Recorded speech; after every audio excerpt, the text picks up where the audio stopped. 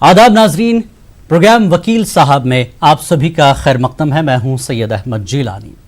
इंसान की ज़िंदगी में मसाइल कुछ न कुछ रहते हैं। बातों से बात न बने तो मसला कानूनी हो जाता है, और कानूनी मसाइल आज हमारे मुल्क में बहुत से हैं और हर किसी के साथ है। और न्यूज़ 18 उर्दू की कोशिश यही है कि आपके अपने कानूनी मसाइल में हम आपकी कुछ मदद कर सकें, कुछ मशवरे दे सकें और कुछ तजावीज़ दे सकें। और इसके लिए हम आज ख़ास मेहमान सुप्रीम कोर्ट के सीनियर वकील जनाब डॉक्टर फ़ारूक खान साहब को जोड़ रहे हैं, ताकि आप आपके जो कानूनी मसाइल हैं उनसे सवाल करें और अपने सवाल के ज़रिए अपने कानूनी मसलों को सुलझाने की कोशिश करें। तो आइए बातचीत करते हैं। फ़ारूक साहब, आपका बहुत बहुत खैर मकदम है हमारी इस ख़ास पेशकश वकील साहब में। कानूनी मसाइल लोगों के इतने हो गए हैं कि बातचीत होती है, आपस में गुफ्तगू होती है, लेकिन बात बन नहीं पाती। फिर छोटी मोटी जो है लिखा पढ़ाई होती है आपस में, उसको भी कुछ लोग नहीं मानते कि साहब ये तो आपने आपस में तय कर लिया, इसकी कोई कानूनी हैसियत नहीं है। तो जब कभी कोई काम आप कर रहे हैं, आपस में कोई मुआहदा कर रहे हैं, किसी भी तरह का हो, तो उसमें किस तरह के पेपर वर्क होना चाहिए जिसको कानूनी जो है माना जाए, कल को अदालत में पेश किया जाए तो अदालत भी उसको मान ले कि हाँ साहब इस कागज की कोई कानूनी अहमियत है। वकील साहब,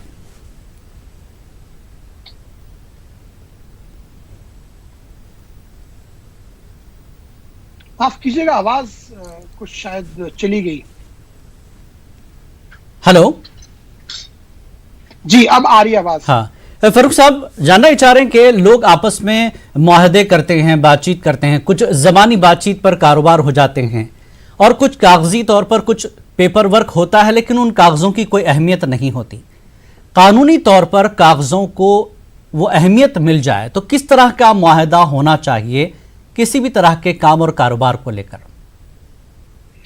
बहुत शुक्रिया जैनी साहब, ये बड़ा अच्छा सवाल आपने पूछा है और मैं जरा थोड़ा सा वक्त लेके इस पे लोगों ताकि आपके जो व्यूअर्स हैं उस पे पूरी उनको वजाहत के तौर पे मैं बातें उनके सामने रख दूं।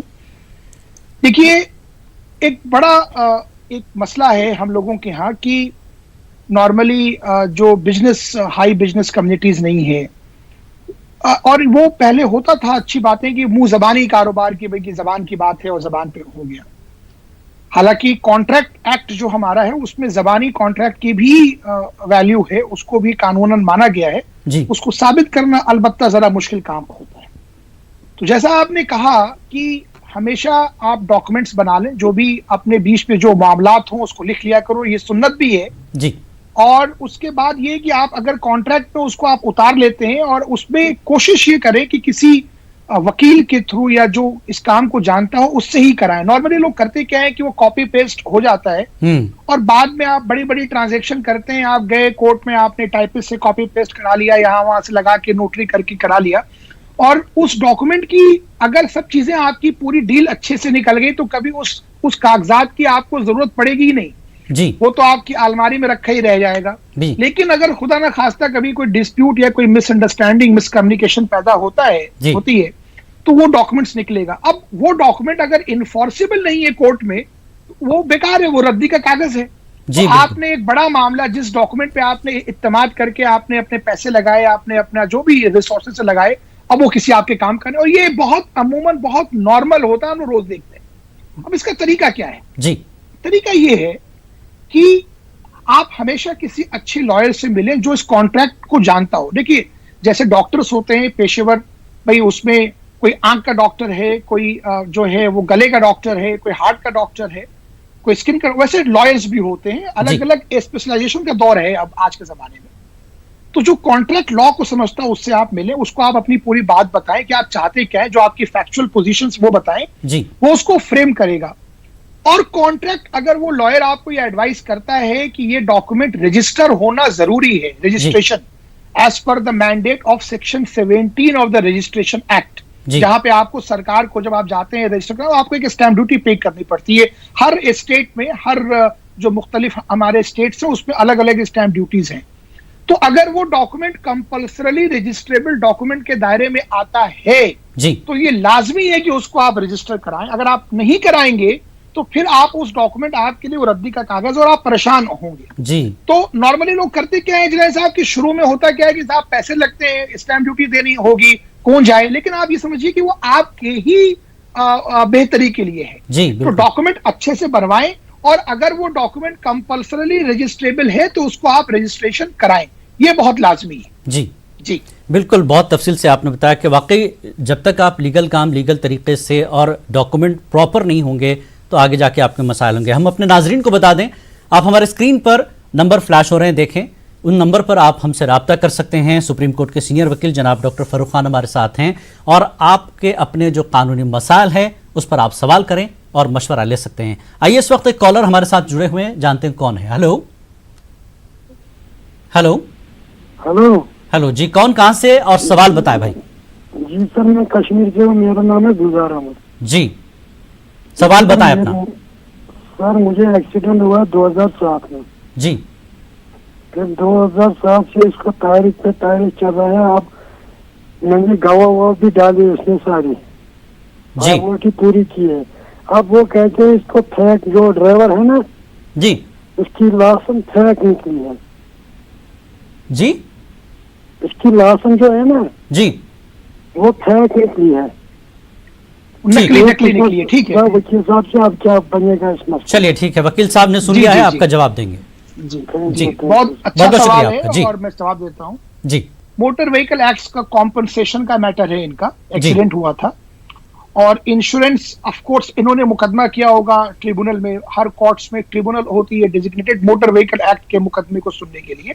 जी तो वहां पे इंश्योरेंस कंपनी ने जब इस पे चूंकि पुलिस केस भी हुआ होगा तो ये निकाला होगा कि वो लाइसेंस जो ड्राइवर का था वो फेक है। जी ड्राइवर के लाइसेंस फेक होने से लाइबिलिटी, ये बहुत सारे जजमेंट्स हैं और इस पे भी मैं आपसे वक्त लेके बताऊंगा, बड़ा इंपॉर्टेंट है ये। जी बिल्कुल बिल्कुल। नॉर्मली इंश्योरेंस कंपनी क्या कहती है, करती है साहब चूंकि ड्राइवर का लाइसेंस फेक था तो हम पैसा नहीं देंगे, पैसा जो है वो गाड़ी के मालिक को देना है, ठीक, ये कह के वो अपना पल्ला झाड़ने की कोशिश करती है। ठीक। हमारी जो सुप्रीम कोर्ट है वो कहती है अपने 2-3 जजमेंट्स में, अभी हालिया के हैं और पहले के भी हैं, कि अगर गाड़ी इंश्योर्ड है और ड्राइवर का लाइसेंस फर्जी है, नकली है, फेक है, जी उसके बावजूद इंश्योरेंस कंपनी को पैसे देने हैं, इंश्योरेंस कंपनी के पास यह अख्तियार है कि वो जो गाड़ी मालिक है या ड्राइवर है उससे पैसा रिकवर वो करती रहे। जो विक्टिम है, जिसको चोट पहुंची है, जो मुकदमा करने गया है, उसको इंश्योरेंस कंपनी इस मातहत अपनी लाइबिलिटी एब्सॉल्व नहीं कर सकती, उससे बच नहीं सकती कि साहब चूंकि ड्राइवर का लाइसेंस नहीं था तो पॉल्यूशन नहीं था, तो उसके बाद क्या क्या कहते हैं इसका फिटनेस नहीं था। इन चीजों पे आप इंश्योरेंस कंपनी पैसा आपका नहीं रोक सकती है।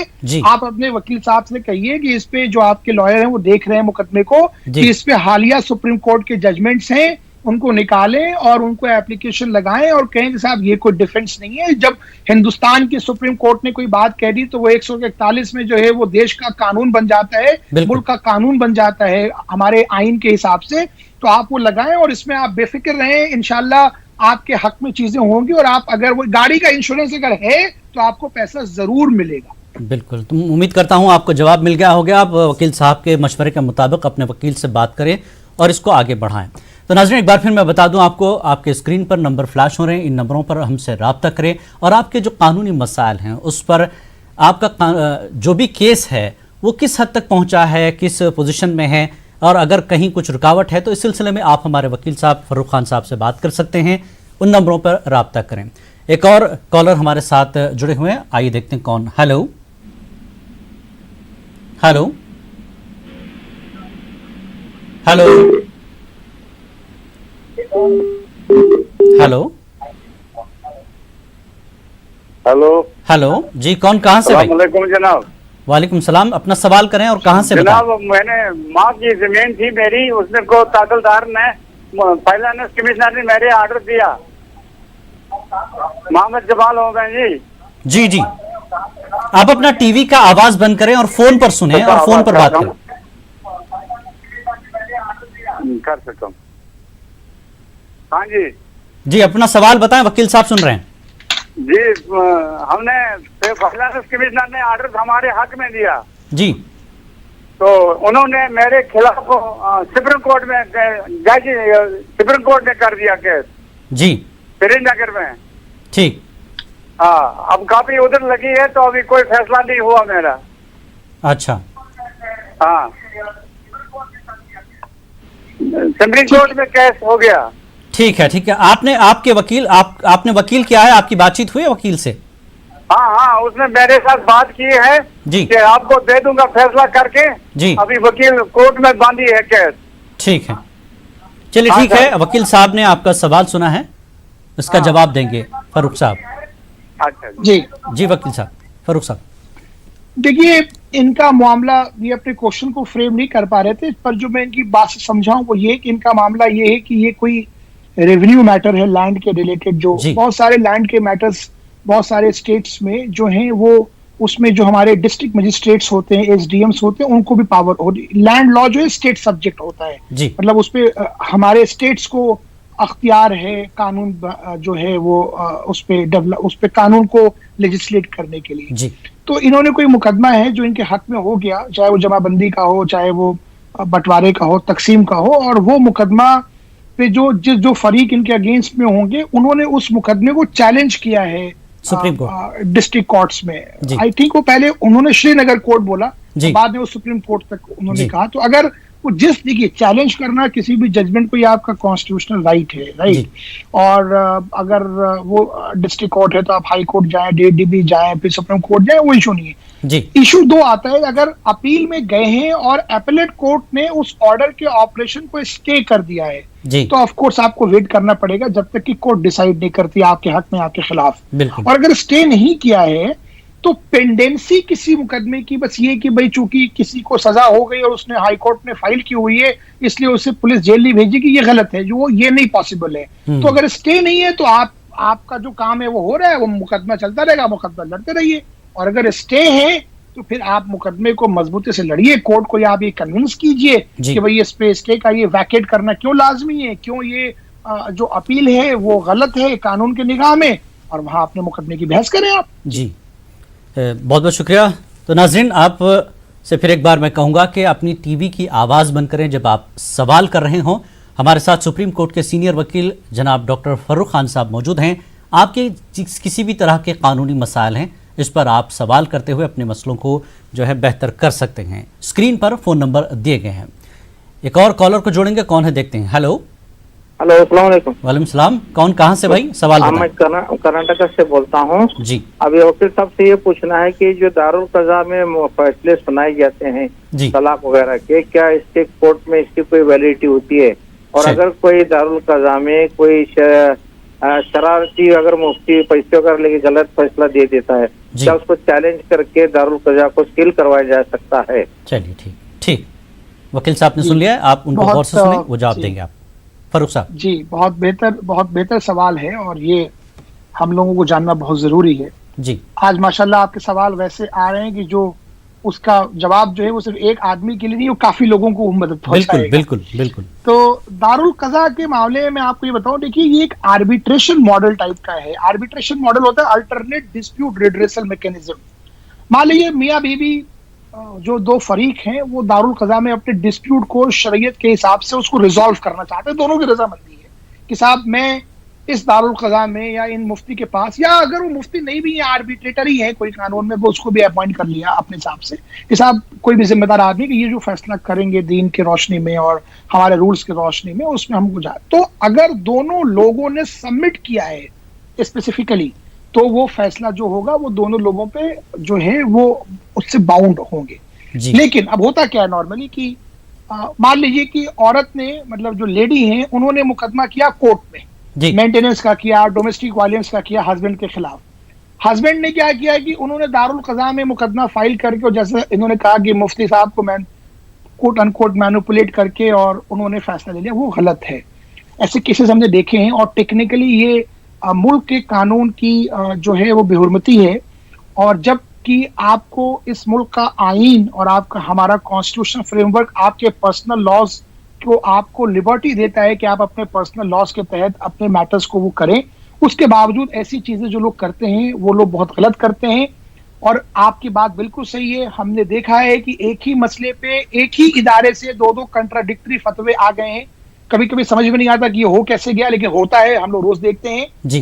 तो लबोलबाब ये है कि अगर दो लोग जो डिस्प्यूट के पार्टी हैं, मियाँ बीवी हैं या जो भी है, अगर वो अपने आप को सबमिट करते हैं उस जुरिस्डिक्शन में, तो आप बिल्कुल उनका फैसला जो है वो जायज है। उसमें कानून वो अवार्ड जो बन के आएगा, उसको अवार्ड कहते हैं आर्बिट्रेशन को, वो जो अवार्ड जो फैसला आएगा वो बिल्कुल उससे आप बाउंड होंगे। लेकिन अगर कोई आदमी गलत करते हैं, वो खुद ब खुद जाके करते हैं, तो वो आप उसको मानने के लिए आप कंपेयर, आपको कोई बाध्यता नहीं है, आप पे कोई मजबूरी नहीं है। नंबर 2, जो आपके सवाल का दूसरा पार्ट है, जहां तक सील कराने की बात है, देखिए किसी भी इदारे की गलती नहीं होती है जी। अगर कोई आदमी कोई गलत काम कर रहा है तो वो इदारा गलत नहीं हो गया, उस आदमी ने गलत किया, उस आदमी के खिलाफ आप मुकदमा कीजिए। अगर आपको लगता है कि उसने पैसे लिए या कोई भी इमोरल काम किया है, इदारे को और इंसान को जो उसमें बैठा हुआ है फिल वक्त, उसमें हमें फर्क करना आना चाहिए।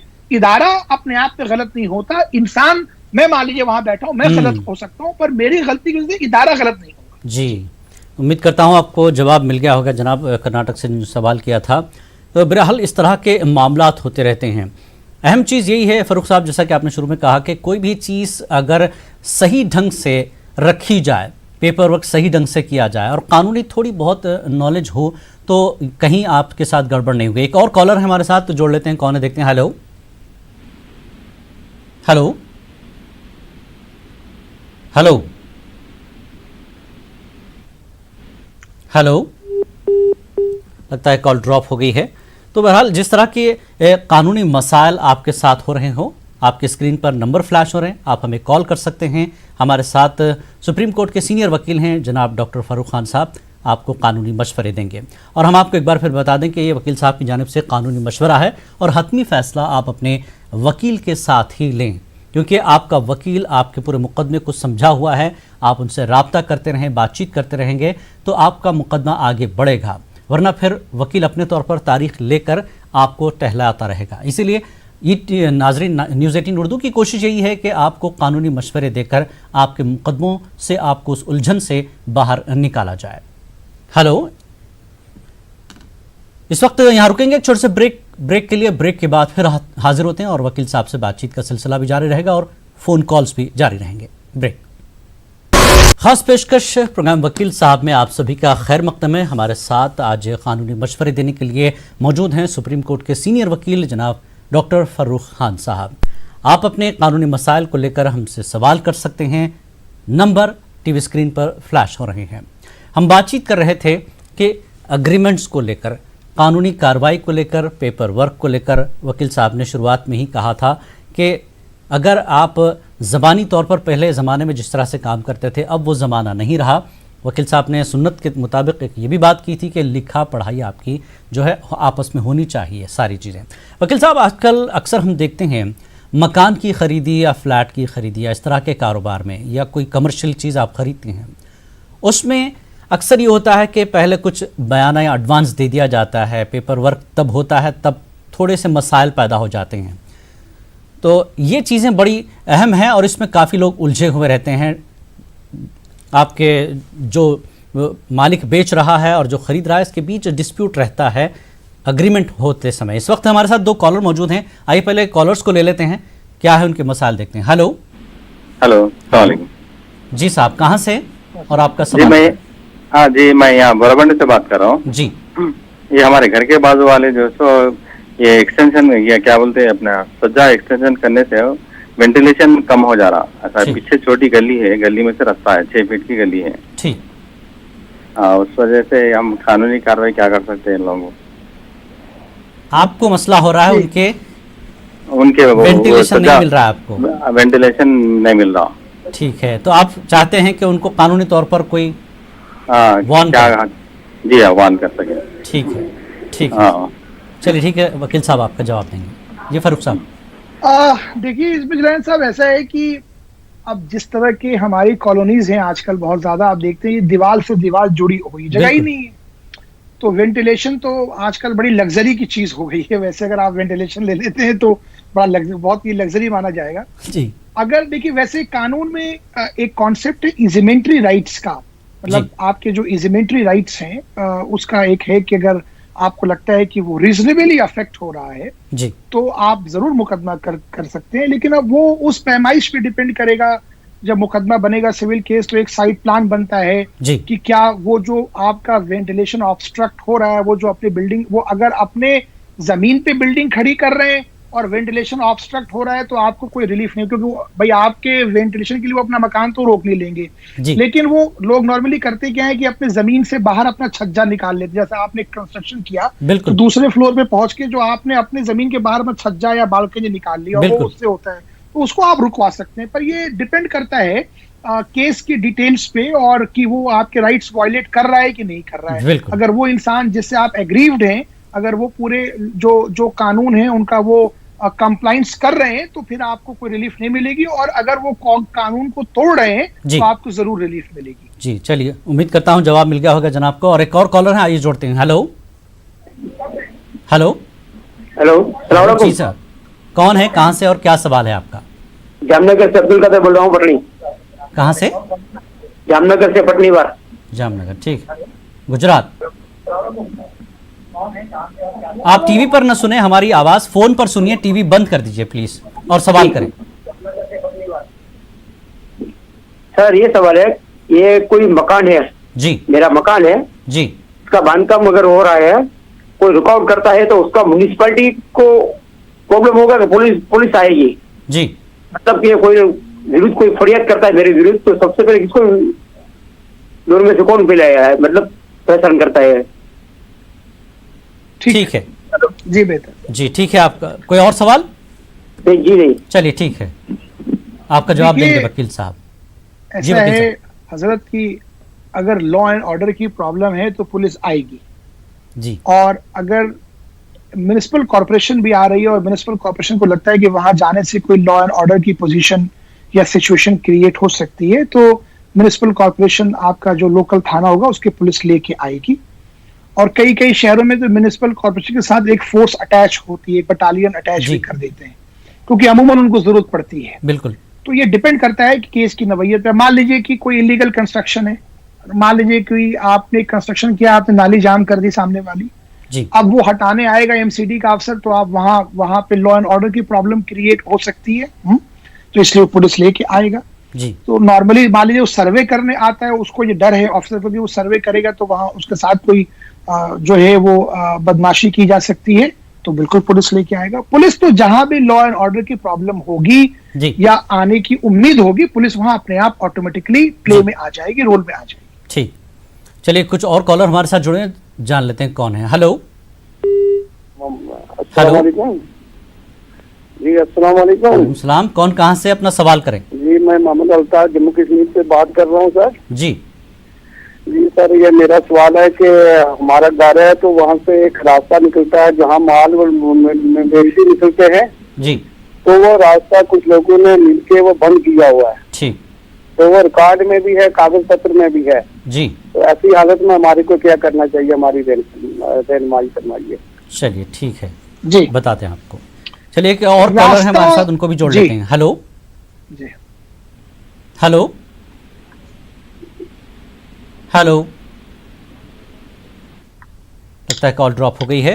वकील साहब इनका जवाब दे देते हैं। मैं इनका जवाब देता हूँ जान साहब। देखिए, अगर रास्ता कोई ब्लॉक कर रहा है तो गलत है, कानूनी तौर पे भी गलत है। आप बिल्कुल रास्ता ब्लॉक करने की आप कंप्लेंट पुलिस पे भी फाइल कर सकते हैं, और इवन आप डिस्ट्रिक्ट मजिस्ट्रेट या जो अपने कंसर्न एसडीएम है उनको भी फाइल कर सकते हैं, और अगर वो लोग भी नहीं सुनते तो आप कोर्ट भी जा सकते हैं। रास्ता अगर वो रेवेन्यू रिकॉर्ड्स में रास्ता है तो किसी को भी हक नहीं है कि उस रास्ते को वो ऑब्स्ट्रक्ट करे, चाहे वो कोई भी हो।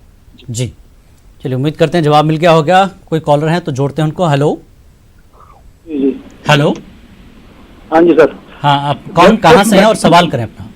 जी, मैं शायद बोल रहा हूँ दिल्ली से। जी, मेरा सवाल ये है, मैंने प्रॉपर्टी बेची थी जी, तो उसमें मेरा जो है 78,000 रुपये लिखे हैं उन्होंने एग्रीमेंट में कि जी बाकी है और मैं बाद में दूंगा, लेकिन वो दे नहीं रहा है पैसा, मैं क्या करूं? नहीं, शुरुआत में आप उनसे 78,000 रुपये लिए हैं? नहीं, मतलब बयाना हुआ था 1 लाख का, 12 लाख का सौदा हुआ था। ठीक, तो वो बोले मेरे पास अभी 78,000 रुपये कम है, आप पेपर में लिख दो। मैंने पेपर में लिख दिया, पेपर मतलब सब तैयार हो गए हैं जी। तो वो पेपर मतलब 78,000 लिखे हुए, मगर पैसे दे नहीं रहा, वो क्या कर सकते उसके लिए हम? चलिए ठीक है, वकील साहब ने सुन लिया, इसका जवाब देंगे। कोई एक और कॉलर है, जोड़ लेते हैं। जी हेलो हेलो हेलो, सलाम वालेकुम। वालेकुम सलाम। कौन, कहाँ से अपना सवाल करें? मैं बेलगांव कर्नाटक से बोल रहा हूँ। जी वो वकील साहब, सेवक एक्ट के बारे में पूछना है। जी बताइए। एक्ट में जो सेक्शन 107 है जी उसमें लिमिटेशन एक्ट के लिए इन्वोक करने से वो रोक देता है। क्या जी। सभी केसेस में ये इसका एप्लीकेबिलिटी होता है या फैक्ट्स एंड सर्कमस्टेंस के बेसिस में जो केस चलता है उसमें वो लिमिटेशन किस एक्ट के बारे में आप लिमिटेशन पूछ रहे हैं? हेलो हेलो, वकील साहब आपसे सवाल कर रहे हैं, उनका जवाब दीजिए। किस, हाँ जी, आपका सवाल जरा दोहराइएगा। आप लिमिटेशन की एप्लीकेबिलिटी कहाँ पूछ रहे हैं? हेलो हेलो, आपकी आवाज आ रही है, आप सवाल करें। हाँ, देखिए वक्फ एक्ट का जो सेक्शन 107 है 107, जी उसमें लिमिटेशन एक्ट का इम्प्लीमेंटेशन या इन्वोक के लिए प्रोहिबिशन है। ये प्रोहिबिशन क्या सभी तरह के केसेस में एप्लीकेबल होता है या किसी केस के फैक्ट्स और सर्कमस्टेंस के बेसिस में इसको इन्वोक किया जा सकता है या एप्लीकेबिलिटी हो सकती है इसकी लिमिटेशन एक्ट की? जी जी ठीक है, ठीक है, आपका सवाल सुन लिया है, वकील साहब ने जवाब देंगे। पहले शाहिद अली का जवाब दे देंगे, दिल्ली से जो जी, प्रॉपर्टी का मामला है। जी देखिए, ऐसा है कि उनका मामला ये है कि 78,000 रुपए उनका बकाया रह गया और उन्होंने एग्रीमेंट में लिखा साहब कि इतने पैसे मेरे पास अभी नहीं है, जो इनके सेलर, जो इनके बायर थे जी। और अब वो पैसा नहीं दे रहे, तो वो उस एग्रीमेंट और सेल डीड के आधार पे या जो भी जीपीए वगैरह बनी हो, अगर वो अनऑथराइज प्रॉपर्टी हो तो वो उस पर रिकवरी फाइल कर सकते हैं जी। 78,000 रुपए की सिविल रिकवरी आप अपनी अदालत में जो है इसमें सिविल कोर्ट जूनियर डिवीजन में आप फाइल कर सकते हैं, कोर्ट पे जाके, कोई मुश्किल नहीं है जी। ठीक है। दूसरी चीज क्या है, और अगर उसमें कंडीशन है कि 78,000 रुपए नहीं दिए तो रजिस्ट्री कैंसिल हो जाएगी, तो आप वो भी कैंसिलेशन का भी प्ली ले सकते हैं उसमें साथ में जी। ठीक है। उसकी कि भाई इन्होंने मटेरियल ब्रीच किया है टर्म्स का जो कंडीशन था, तो ऑफ कोर्स वो बाकी 12 लाख रुपए की प्रॉपर्टी 78,000 रुपए के लिए तो कैंसिल कराएंगे नहीं, तो आपको वो 78,000 रुपए और जो भी कोर्ट अगर डैमेजेस या इंटरेस्ट कुछ अगर कॉम्प्यूट करती है तो वो आपको दे देंगे। कोई उसमें मुश्किल मुझे दिखती नहीं है। हाँ, आपको कानूनी लड़ाई तो लड़नी पड़ेगी जी। दूसरा सवाल जो भाई पूछ रहे थे, मुझे लगता है वो शायद पेशे से वकील भी हैं, वक्फ बोर्ड के वक्फ एक्ट के बारे में और लिमिटेशन। मैं आपके लोगों को बता दूं, लिमिटेशन एक हमारा कानून है हिंदुस्तान का, इंडियन लिमिटेशन एक्ट 1963। उसमें ये है कि कौन सा मुकदमे की मियाद क्या है फाइल करने की। ऐसा नहीं है कि आप मुकदमा, आप सोए रहें और आप यकबयक उठे और आप मुकदमा फाइल कर रहे हो, तो कानून एक अपर लिमिट तय करती है हर मुकदमे के लिए। ज्यादातर अब तो कुछ जगह में क्रिमिनल में भी आ गए हैं लिमिटेशन, ये कंप्लेंट केसेस में कुछ जजमेंट्स के हिसाब से, कि जहां पे लिमिटेशन जो है वो डिफाइन होती है कि आप जैसे मैं आपको एग्जांपल देता हूं और बाकी मैं इनका जवाब दूंगा और बाकी लोगों को समझने के लिए। जैसे कि मान लीजिए अब यही भाई साहब थे जो पहले वाले, जिनका 78,000 रुपए बाकी है। 78,000 रुपए अगर इन्होंने 3 साल में नहीं मांगे तो ये 3 साल 1वें दिन ये मुकदमा फाइल नहीं कर सकते, इनका मुकदमा बार्ड हो जाएगा लिमिटेशन से। ठीक है, राइट। तो 3 साल की नॉर्मली सिविल रिकवरी में 3 साल की लिमिटेशन है। अब इनके सवाल में जो देखिए, लिमिटेशन को हमेशा इवैल्यूएट करते हैं फैक्ट्स एंड सर्कमस्टांसेस पे। मैं ब्लैंकेट, मेरा तजुर्बा कहता है कि मैं कभी भी ब्लैंकेट नहीं मानता हूं किसी भी लिमिटेशन के प्रोविजन को। उसकी वजह यह है कि मान लीजिए कि इन्हीं साहब का एग्जांपल दूं कि 78,000 रुपए इनके बाकी 2015 से हो और 15 से लेके 2020 आ गया है, तो टेक्निकली अगर आप ऐसे देखेंगे ब्लैंकेट तो इनका बार्ड हो गया मुकदमा लिमिटेशन से। लेकिन अब इन्होंने नोटिस भी भेजी, इन्होंने उनसे बात भी की, इनके पास प्रूफ है कि अपना पैसा मांगते रहे, तो लास्ट कॉज ऑफ एक्शन से 3 साल जोड़ा जाएगा। तो हमेशा चाहे वो वक्फ एक्ट हो या अभी इंसॉल्वेंसी बैंक्रप्सी कोर्ट पे भी सुप्रीम कोर्ट ने ये तय कर लिया कि लिमिटेशन लगेगा, लिमिटेशन के रूल्स अप्लाई होंगे, प्रोविजंस। तो हमेशा फैक्ट्स को सामने रख के लिमिटेशन को इवैल्यूएट करना चाहिए कि ये लिमिटेशन से बार्ड मुकदमा होगा या ये बार्ड नहीं होगा। जी, चलिए, उम्मीद करते हैं आपका जवाब मिल गया होगा। कुछ कॉलर हमारे साथ जुड़े हुए हैं, आइए देखते हैं कौन है। हेलो,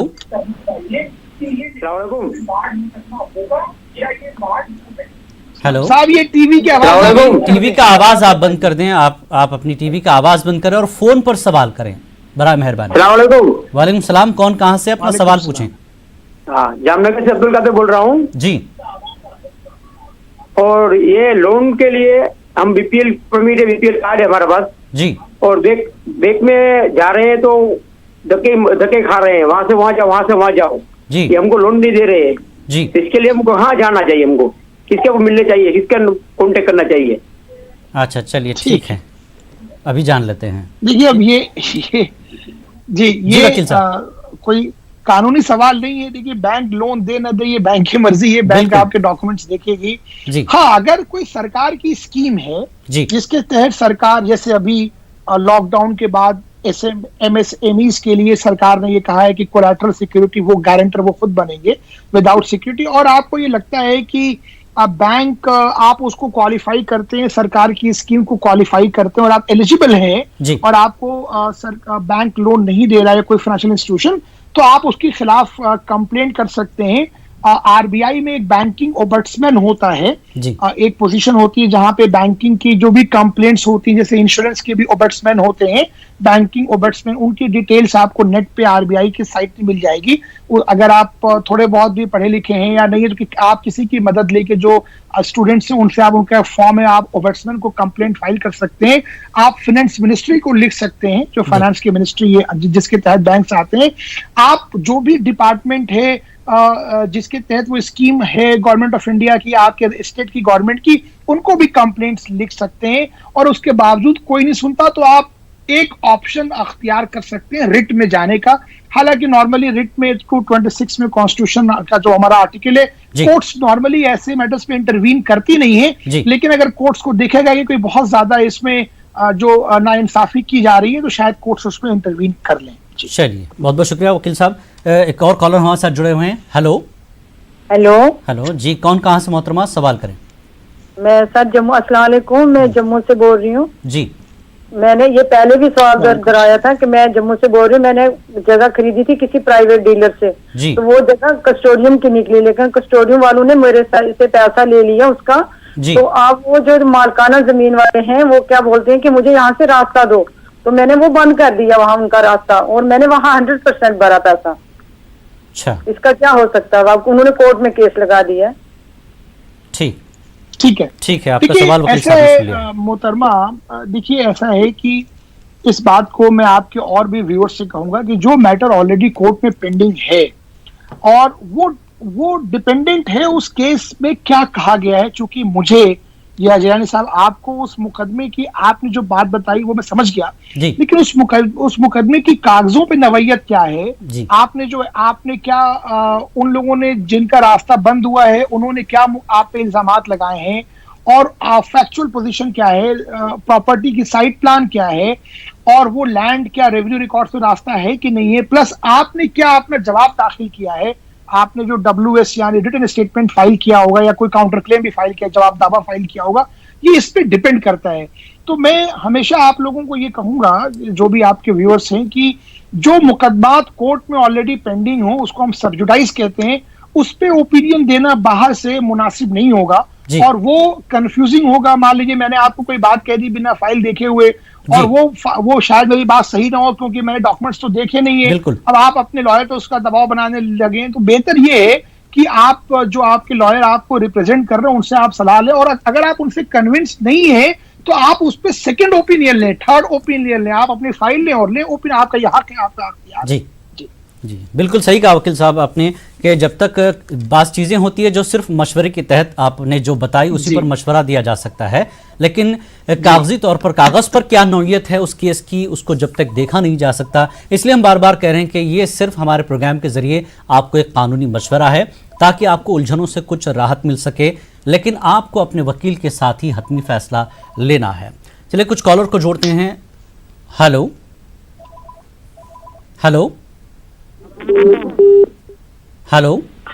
जी, आवाज आ रही है? अस्सलाम वालेकुम। जी वालेकुम सलाम, आवाज आ रही है। कहाँ से बात कर रहे हैं और क्या सवाल है? मैं कश्मीर से बोल रहा हूँ। मेरा सर सवाल ये है, 40 साल से जिस जमीन पे कब्जा होता है हमारा, 40 साल से उसका कोई कागज पत्र नहीं है हमारे पास जी, तो उसमें हमने पूरे पेड़ वगैरह लगाए हैं, और उस जमीन का आगे हमारा हक बनता है उसको या नहीं सर, मैं ये जानना चाहता हूँ। चलिए ठीक है जी फारूक साहब। देखिए ऐसे है कि 40 साल से आपका कब्जा है, और अगर जो जमीन के असल मालिक हैं उन्होंने 40 सालों में कोई कदम नहीं उठाया जी आपसे कब्जा हटवाने का, तो कानूनी तौर पे तो आपका राइट टू एडवर्स पोजीशन बन जाता है जी। मैं मोरली और एथिकली बात नहीं करूंगा मैं, क्योंकि ये बड़ा पैराडॉक्स बन जाता है भाई। अगर किसी की जगह है तो अखलाकी तकाज़ा तो ये कहता है कि अगर मैं उस पर काबिज हूँ, वो मुझे उसने किराए पे दिया, भले उसने वो मेरे को नहीं खाली करने को कहा तो मैं बाद में उसकी जगह कब्जा कर लूं। मैं ये मोरल कंपास की बात मैं नहीं कर रहा हूं, मैं कानून बात कर रहा हूं जी। कानूनी मामला ये है कि अगर वो अनइंटरप्टेड आपका पोजीशन है प्रॉपर्टी पे, तो आपका राइट टू एडवर्स पोजीशन बन जाता है। पहले कानून ये था कि राइट टू एडवर्स पोजीशन जो है वो हमेशा पॉजिटिव राइट नहीं था, आप खुद जाके नहीं फाइल कर। अगर आपको कोई जिसकी वो जगह जो क्लेम कर रहा है वो आपके खिलाफ मुकदमा फाइल करेगा तभी आप उसको क्लेम कर सकते हो। पर कुछ हालिया जजमेंट्स आए हैं सुप्रीम कोर्ट के जिसमें राइट टू एडवर्स पोजीशन को पॉजिटिव राइट के तौर पे भी माना गया है। तो अगर आपको कोई टच नहीं कर रहा है, कोई छू नहीं रहा है और आपको कोई मना नहीं कर रहा है तो आप फिर क्यों परेशान है। हाँ, अखलाकी तकाजा कुछ और है, आप उसको क्या करना चाहें वो आपके अपने अखलाक पे और अपने मामलात पे डिपेंड करता है। जी चलिए, उम्मीद है आपको जवाब मिल गया हो गया। एक और कुछ कॉलर हैं तो जोड़ लेते हैं। Hello hello hello hello. नाजरीन से हम एक बार फिर गुजारिश करेंगे कि आप जब भी हमारे वकील साहब से, फारूक साहब से सवाल करें तो अपनी टीवी की आवाज़ बंद करें और फ़ोन पर सवाल करें और जवाब भी फ़ोन पर सुने, या फिर अपना फ़ोन बंद कर टीवी पर उसका जवाब सुन लें, लेकिन सवाल करते वक्त ज़रूर अपनी टीवी की आवाज़ बंद कर दें। स्क्रीन पर नंबर फ्लैश हो रहे हैं, आप इस नंबर पर हमसे रब्ता करते हुए कानूनी मशवरा ले सकते हैं। चलिए कॉलर्स को जोड़ते हैं। Hello hello. लगता है कॉल ड्रॉप हो रही है। वकील साहब, जिस तरह से आपने शुरुआत से ही कहा कि पेपर का जो पेपर वर्क है वो बहुत बेहतर होना चाहिए, और कुछ ऐसे मसाइल जिस तरह के होते हैं कि किराएदार और मालिक के मकान के उमूमन ऐसे झगड़े होते हैं कि कदीम किराएदार हैं, सालों से वो किराएदार हैं, अचानक वो काबिज हो जाता है। मसला ये होता है कि फिर किराया बंद होता है, किराया कोर्ट में जमा होता है, केस इस तरह से चला जाता है। तो क्या काबिज हो सकते हैं लोग इस तरह से? देखिए, ये जो सवाल है जय साहब, ये आप बेसिकली रेंट कंट्रोल एक्ट के मैटर्स में आ जाते हैं। रेंट का भी मैटर हर स्टेट के अलग लॉ इनैक्टमेंट है। उसका मकसद ये था कि जो पुराने किराएदार हैं और उनके राइट्स को प्रोटेक्ट किया जाए। असल में हमें समझना पड़ेगा इसके हिस्टोरिकल बैकग्राउंड को। इसका हिस्टोरिकल बैकग्राउंड ये है कि पहले क्या होता था, आज से 50 साल पहले आप देखेंगे, 60 साल पहले, तो लोग जब दुकान बनाते थे, मकान बनाते थे, जैसे किराए पे लिया तो एक पगड़ी की रकम लिया करते थे जी, और किराया बड़ा नॉमिनल होता था। जैसे मान लीजिए एक दुकान है और उस पे 50,000 रुपए पगड़ी ले ली और किराया 200 रुपए रख लिया जी।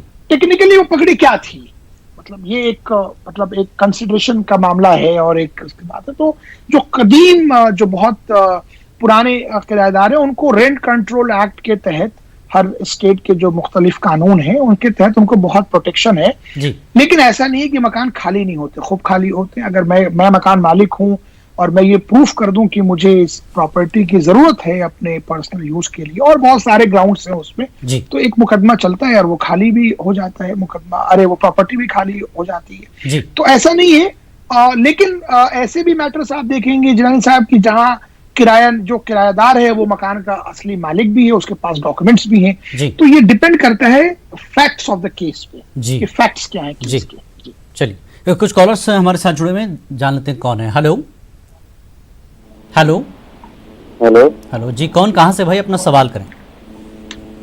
मेहरली से बोल रहा हूँ। अस्सलाम वालेकुम। वालेकुम सलाम, अपना सवाल बताएं। जी मैं मेहरली से बोल रहा हूँ। टीवी की आवाज बंद करिए, फोन पर आप सवाल करें। जी जी सवाल बता रहा हूँ सर, हम यहाँ पे रहते हैं मेहरौली में, यहाँ पे हमें कुछ भी नहीं मिला, सरकारी लाभ नहीं, हमारे पास सब कुछ है जी, आधार कार्ड भी है, पैन कार्ड, सारा कुछ है, हम ऑटो चलाते हैं सर जी। हमें कुछ भी नहीं मिला यहाँ पे, राशन भी नहीं मिला, और कुछ भी नहीं मिला, हमारे बच्चे भूखे हैं यहाँ पे। कहाँ से नहीं मिला जी?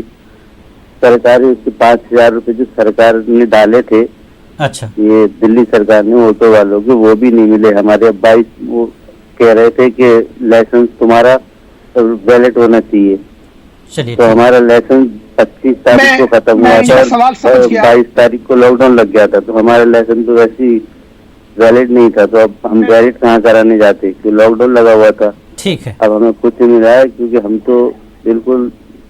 चलिए वकील साहब, आपके सवाल को समझ चुके हैं, इंशाल्लाह जवाब देंगे। एक और कॉलर हैं, जोड़ लेते हैं। देखिए जी हेलो हेलो, अस्सलाम वालेकुम। सलाम, कहाँ से और सवाल करें भाई? श्रीनगर से बोल रहे हैं आप सर? जी सर, सवाल करें।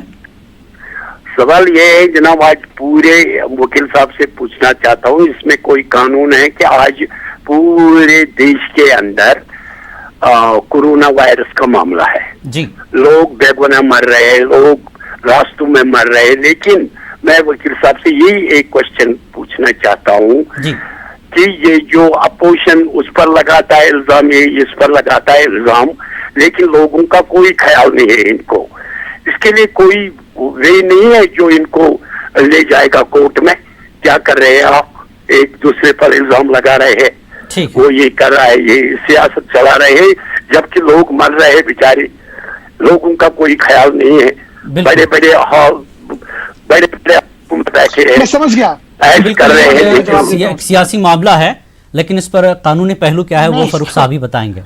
मैं पहले इनके ही जवाब से शुरू करता हूँ। देखिए हजरत, ऐसा है कि आपका सवाल बिल्कुल एक हद तक जायज भी है, लेकिन चूंकि हमारे प्रोग्राम की वो थीम नहीं है, तो मैं पॉलिटिकल डिस्कोर्स पे नहीं जाना चाहूंगा जी। रही बात ये कि आप एक सिटीजन होने के नाते, देश के, मुल्क के शहरी होने के नाते, अगर आप एग्रीव्ड हैं सरकार के किसी भी कदम से, तो आप पब्लिक इंटरेस्ट लिटिगेशन फाइल कर सकते हैं, हाई कोर्ट में भी और सुप्रीम कोर्ट में भी। बहुत सारे मुख्तलिफ लोगों ने पिटिशंस फाइल किए और बहुत सारे कोर्ट्स ने काम भी किए हैं, कराए हैं। डिफरेंट हाई कोर्ट्स ने खास तौर पे बहुत जो है वो, जैसे माइग्रेंट के लेबर्स का मैटर था, उनका किराए का, तो सबसे पहले इस पे जो लीड लिया वो कर्नाटका हाई कोर्ट ने लिया, ऐसे गुजरात हाई कोर्ट ने भी लिया, दिल्ली हाई कोर्ट ने भी बहुत सारी चीजें ली। तो आप पब्लिक इंटरेस्ट लिटिगेशन फाइल कर सकते हैं और सरकार पे प्रेशर बनाने के लिए जो आपके पास पॉलिटिकल टूल्स है, वो चूंकि वो हमारा थीम नहीं है, तो मैं उस पर कोई बात नहीं कर रहा हूँ। दूसरा सवाल जो बड़ा